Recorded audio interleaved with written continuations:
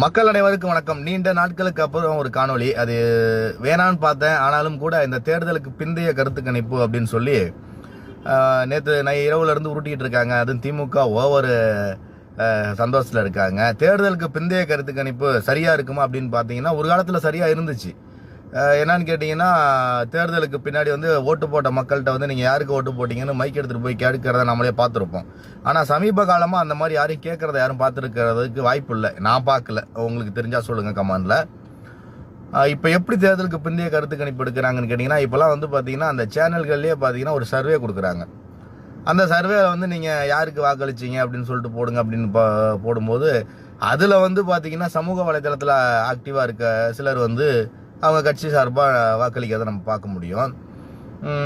அதே நேரத்தில் பார்த்தீங்கன்னா தேசிய ஜனநாயக கூட்டணி நிச்சயமாக ஆட்சி அமைக்க போகுதுங்கிறதுக்கு நான் எதுக்காக இந்த காணொலியை சொல்கிறேன்னு கேட்டிங்கன்னா, அனைத்து இந்திய அதிமுக தலைமையிலான தேசிய ஜனநாயக கூட்டணி, அனைத்து இந்திய அதிமுக தலைமையிலான அந்த இரட்டலைக்கு இருக்க அந்த வாக்கு வங்கி பார்த்தீங்கன்னா அது எப்பயுமே ஒரு மௌன புரட்சியாக தான் இருக்கும். பொதுவாக கிராமப்புறங்களில் வலைதளங்களை பயன்படுத்தாத மக்கள் அதிகமாக வாக்களிக்கிறாங்கன்னா அது அதிமுகவுக்காக தான் இருக்கும். அவங்களோட கருத்தை நீங்கள் கேட்கறதுக்கு வாய்ப்பு இல்லை, அதில் வியப்பு இல்லை. ஏன்னா அவங்களோட கருத்தை சொன்னாலும் சில அல்லக்கை ஊடகங்கள், அறிவாளி அல்லக்கை ஊடகங்கள் அதை ஏற்றுக்க போகிறது கிடையாது. அதே நேரத்தில் பார்த்தீங்கன்னா அந்த புதிய கட்சியான டிவிக்கே அதில் வலைதளத்தில் மட்டுமே அவங்க வாழ்ந்துட்டு இருக்காங்க. ஒருவேளை வலைதளத்தில் வாக்கு வச்சாங்கன்னா அவங்க முதலமைச்சர் ஆயிடுவாங்கன்னு நினைக்கிறேன். அதனால அவங்களுக்கு ஒரு எட்ஜ் இருக்க மாதிரியும் ஒரு சிலர் காட்டுறாங்க. அதுவும் ஆச்சரியமாக இருக்குது. அதுலேயும் பார்த்தீங்கன்னா 16 தொகுதி வரைக்கும் கிடைக்கும், 10 தொகுதி வரைக்கும், அதுக்கெல்லாம் வாய்ப்பே இல்லை.